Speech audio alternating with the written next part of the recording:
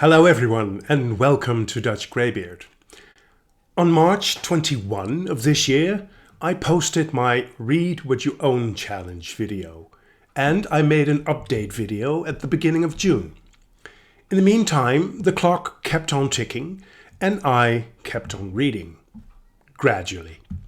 So let's have a quick look at where I stand 6 months into this challenge. First, a brief recap. I took on the challenge to read 50 books I already own and not buy any new books in the meantime. I'm not a fast reader like Brian Lee Durfee or Ollie from Criminology, who has done this challenge several times already, where he read 100 books without buying anything new.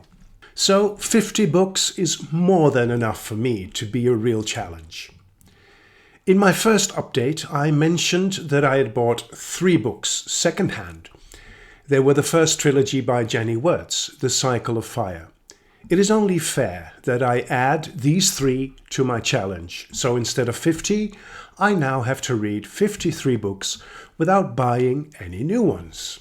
Since that first update, I have not bought any books, so that part is going well. Even though at times the itch of buying a book or a series becomes increasingly annoying.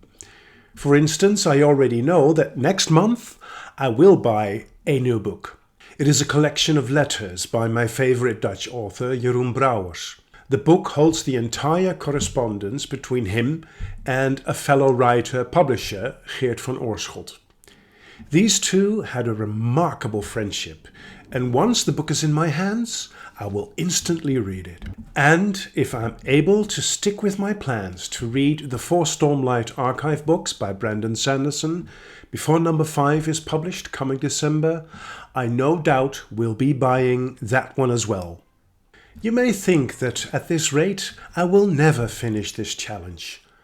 I have to admit that things are progressing slow, much slower than I would like, but I will get there in the end. I can keep other new books I spotted in the queue for a while, I think. I'm not too worried about the slow pace this challenge is progressing in, and in keeping myself from buying new books. The thing that does worry me a little bit is the promise I made regarding giving money to charity. I committed myself to donating 50 euros into an imaginary jar for each month this challenge will take me. I'll be honest with you. Since starting this challenge, my personal situation has changed rather strongly. I am a self-employed writer, and not very long after March, I said goodbye to one of my biggest clients. That was of my own doing. On top of that, another big client of mine decided to sell his business, and the new owner has not taken me on board. So losing out on about 3/4 of my usual income has made things a bit tighter financially. As most of you, I cannot see what the future may bring, so I may have to alter some of my earlier commitments here. Unless, of course, a miracle happens and the money ship comes rolling in.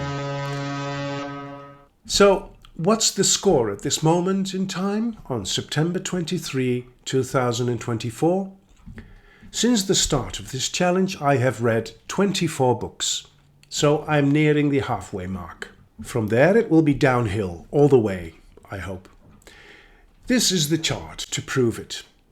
In it you can see everything I have read since March, and I must say I'm not making it very easy on myself. There is this period of almost 2 weeks that I was not able to read anything because of this long distance hike I did. And I am reading rather big books. The average page count of all 24 is almost 440 pages. In the meantime, my wish list on Amazon has been growing steadily. At the start, this list held 119 books. At my first update, this had increased to 205 titles. Now, the count is at 257. On this list are series like The Bound and the Broken by Ryan Cahill, The Greenbone Saga by Fonda Lee, The Sun Eater by Christopher Rucchio, and The Dandelion Dynasty by Ken Liu, just to name a few. These books I don't own yet. So, This is where I stand regarding my Read What You Own challenge. I wish I could go faster, but on the other hand, there is no money to buy new books anyway. And in the meantime, as I always say, reading is not about the numbers, but about the enjoyment of it. Thank you very much for watching this video.